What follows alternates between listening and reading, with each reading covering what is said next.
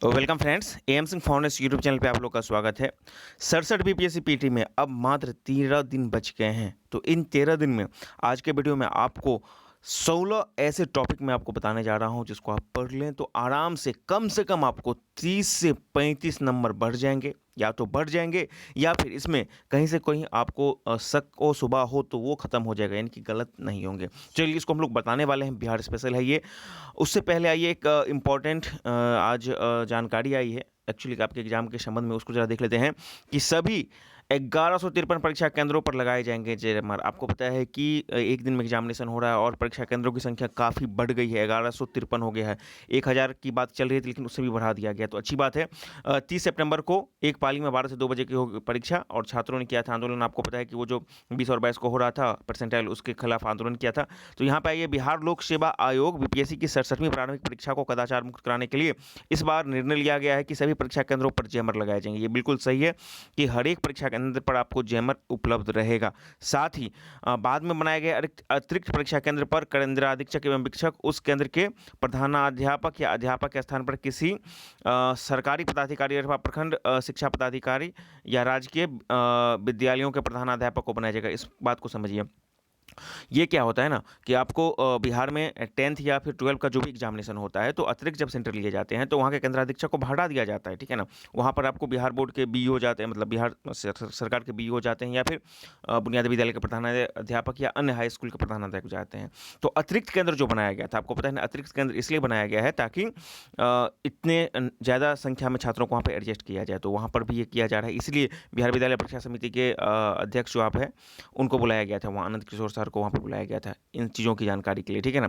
उसके बाद बताया गया है कि बीपीएससी की परीक्षा इस बार 1153 केंद्रों पर होगी। एक दिन परीक्षा होने की वजह से केंद्रों की संख्या बढ़ा दी गई है। प्रारंभिक परीक्षा 30 सितंबर को एक पाली में 12 से 2 बजे के बीच में होगी।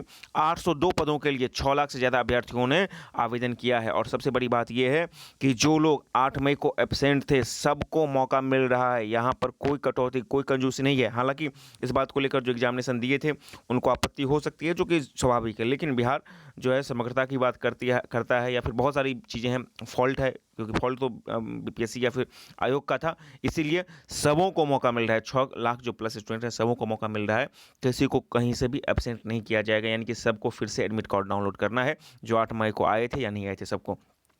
बीपीएससी का है कि प्रवेश परीक्षा आप 14 के बदले 20 सितंबर को उपलब्ध करा दिया जाएगा। एग्जाम दोपहर से 12 से 2 बजे तक होगा।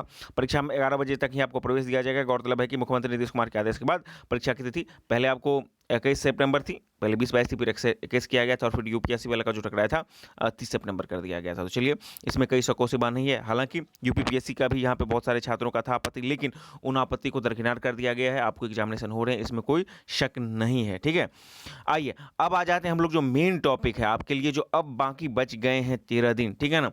अंतिम एक दिन को मैं ट्रैवलिंग के लिए इंक्लूड कर देता हूँ, आज को भी छोड़कर 13 दिन बच गए हैं। आइए सबसे पहले हम कुछ महत्वपूर्ण चीज़ समझिए कि अब जब आपको पढ़ाई करना है तो आपको ऑन लीनियर प्रश्नों, ठीक है ना, आप क्या करना है कि वन लीनियर प्रश्नों की शैली में ही सभी विषयों को पढ़ें। आप जो भी पढ़ रहे हैं ना, वन लीनियर कैसे नहीं पढ़े तो आपके लिए ज़्यादा फायदा रहेगा, ठीक है ना। छोटे छोटे टारगेट सेट करें और इसे अचीव करें। जरूरी नहीं है कि आप पूरा हिस्ट्री पढ़ रहे हैं तो पूरा कर लें पहले, ठीक है। आप 4-5 टॉपिक कर लीजिए, यूरोपीय कंपनियों का आगमन या फिर आपको अन्य जो भी चीज़ें हैं उसको आप कर लीजिए। फिर छोटे छोटे टारगेट को कीजिएगा ना तो आसानी से हो जाएगा, क्योंकि इतना अभी आपको निश्चित रूप से मैक्सिमम लोगों को लग रहा होगा कि समय कम है और इतना दिन है और ज़्यादा भी है। आप यही सोच रहे होंगे, आपका मैक्सिमम एफर्ट और माइंड इसी पे जाता होगा कि इतना सारा सब्जेक्ट बचा हुआ है, कैसे कवर करेंगे, तो उसको आप भूल जाइए। एक दिन के बारे में आप सोचिए, ठीक है ना। आप छोटे छोटे टारगेट पहले सेट कर लें कि हमको एक दिन यदि हमको 8 से 10 घंटा या 12 घंटा पढ़ना है तो क्या क्या पढ़ना है, किस किस सब्जेक्ट में कौन कौन सा टॉपिक पढ़ना है, उसको अपने सुविधानुसार सेट कर लीजिए और पढ़िए, आसान होगा, ठीक है ना। बाकी पूरा सोचिएगा तो आपके लिए बहुत मुश्किल हो जाएगा। जो भी पढ़े एकाग्रता से पढ़े, बिल्कुल फ्री ऑफ माइंड के साथ करें, और मोबाइल को उस समय कृपया दूर रखें जब भी आप पढ़ रहे हो, ठीक है ना। स्विच ऑफ करके या साइलेंट करके दूसरी जगह रख दें। डेली अभी कम से कम मिनिमम 8 से 10 घंटा आपको पढ़ना ही है, तभी जाकर आपका सिलेबस कवर होगा। और नहीं तो आपका सिलेबस बड़ा है और आपकी एफिशिएंसी ज़्यादा है तो इसको आप और भी बढ़ा सकते हैं। 8 से 10 घंटा से भी आप बढ़ा सकते हैं। जितना बढ़ाएंगे आपके लिए फ़ायदा होगा, क्योंकि अब 10 से 15 दिन का समय है तो बहुत ज़्यादा दिक्कत वाली बात नहीं है। तो जितना आप ज़्यादा से ज़्यादा पढ़ सकें ताकि आपका सिलेबस कवर हो, तो इन चीज़ों को आपको ध्यान रखना है।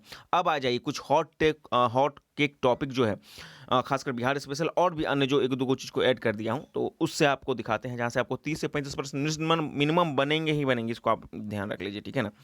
सबसे पहले बिहार बजट 22-23 को आपको अच्छे से पढ़ जाना है। जिस भी बुक से आप कर रहे पढ़ें, बहुत सारे बुक में आपको समरी करके आता है, उसको भी पढ़ सकते हैं, डिटेल्स भी पढ़ सकते हैं, जिससे भी आप पढ़ सकते हैं, आपको आसानी हो।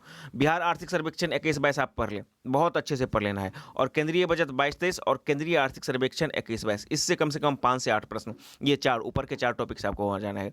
इसको अच्छे से पढ़ें। आप एक दिन में एक को पढ़ें, ठीक है ना। अगले दिन एक को पढ़ें, तीसरे दिन एक को और चौथे दिन एक को, खासकर ये वाला, ताकि सारा डाटा आपके साथ मिक्स ना करें।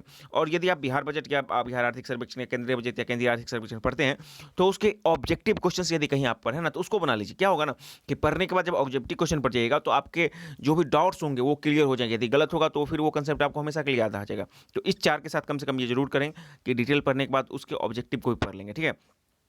अब आ जाते हैं बिहार संक्षिप्त या सामान्य परिचय। बिहार संक्षिप्त या सामान्य परिचय, इसके लिए मैंने बिहार लूसेंट का एक पेज 1 से 4 तक का आपको मतलब कि रिकमेंड कर दिया है। इसके अतिरिक्त ये डिटेल वाली बुक है, ठीक है ना। बिहार संक्षिप्त या सामान्य परिचय डिटेल बिहार लूसेंट की छोटी सी बुक आती है, उसको कर दिया है। यदि आपके पास कहीं और दूसरा बुक है, बिहार समग्र है, इम्तियाज अहमद है, या वॉट एवर यू रीड, ठीक है ना, उसको आप पढ़िए, लेकिन मैंने यहाँ पे रिकमेंड कर दिया है ताकि आपको क्लियरेंस रहे, ठीक है ना। 1 से 4 पेज तक आपको पहले पढ़ लेना है। आधुनिक बिहार बहुत ही इंपॉर्टेंट सेक्शन है। बिहार लूसेंट आपको 59 से लेके 91, इसमें शायद क्रॉन का भी आता है, जो भी आपको बुक आता है उसमें देख लीजिएगा। टॉपिक आपके इसलिए मैंने यहाँ पर दे दिया टॉपिक, और इधर आपको एक रिकमेंडेड बुक को आपको पेज दे दिया है। जरूरी नहीं है कि आप यही बुक पढ़ें, आपके पास कोई अतिरिक्त बुक भी है, कोई नोट्स है, उसको भी पढ़ लें, लेकिन हाँ टॉपिक ये होना चाहिए, बस ध्यान यही रखना है। बिहार संक्षिप्त सामान्य परिचय, उसके बाद आधुनिक बिहार। आधुनिक बिहार जो मैंने यहाँ पर बताया है 59 से लेकर 91 तक बिहार लूसेंट का पेज, तो इसमें आपको 3 से 5 प्रश्न निश्चित है, कंफर्म है, ठीक है ना। तो इसको आप देख लीजिएगा। बिहार का भूगोल, बिहार लूसेंट का 142 से लेकर के 157 तक का ये पेज संख्या है, आप दूसरे भी देख सकते हैं। और आइए बिहार का उद्योग धंधा, बिहार के जो प्रमुख उद्योग धंधा होते हैं, खनिज संसाधन किस जिला में क्या मिलता है, और तो इसको अच्छे से कर लेना है। बिहार उद्योग धंधा और खनिज संसाधन आप चाहे तो बिहार लूसेंट से कर सकते हैं, या बिहार समग्र से कर सकते हैं, या इम्तियाज अहमद से कर सकते हैं, या विवास पैनोरामा भी अभी आजकल आती है, बहुत अच्छी है, तो उसे भी कर सकते हैं। या फिर अभी एडिटोरिया भी निकाली है ऑब्जेक्टिव सेक्शन में बिहार लूसेंट, मतलब बिहार स्पेशल में, उसको भी आप देख सकते हैं, ठीक है। लेकिन डिटेल नॉलेज पहले पढ़ लीजिएगा ना, तो वो ज़्यादा आपके लिए कारगर रहेगा। आइए अब आ जाते हैं हम लोग बिहार के पत्र पत्रिका, वन जीव अभ्यारण्य। ये बिहार लूसेंट 206 से लेकर 210 ये पेज मैंने रिकमेंड किया है।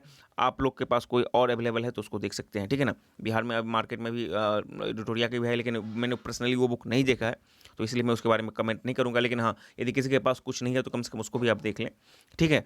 अब आइए बिहार का जनगणना 2011 अच्छे से देखिए, बहुत अच्छे से देखिए, ठीक है ना। प्रथम 3 किस जिले में आपको मतलब कि साक्षरता है, अंतिम कौन सा है, घनत्व कहाँ पर क्या है, कम है, बाल लिंग अनुपात क्या है, ठीक है ना। उसके बाद आपको मतलब इस तरह के जो भी चीज़ें हैं उसको आप देखिए, ताकि आपके लिए अच्छा रहेगा। अब एक सेक्शन से नहीं, आप कम से कम 2-3, आप पहला को छोड़ देकर दूसरा तीसरा भी पूछ सकता है, ठीक है ना। जैसे बिहार में सर्वाधिक मतलब 10 की घनत्व कहाँ पर था, मधेपुरा है, मधेपुरा के बाद गोपालगंज है, इस तरह से, सॉरी किशनगंज है। तो आपको मधेपुरा नहीं दे तो कम से कम किशनगंज आपके पास याद होना चाहिए। तो इस तरह से आपके लिए इसे डिटेल से पढ़ें, ठीक है ना।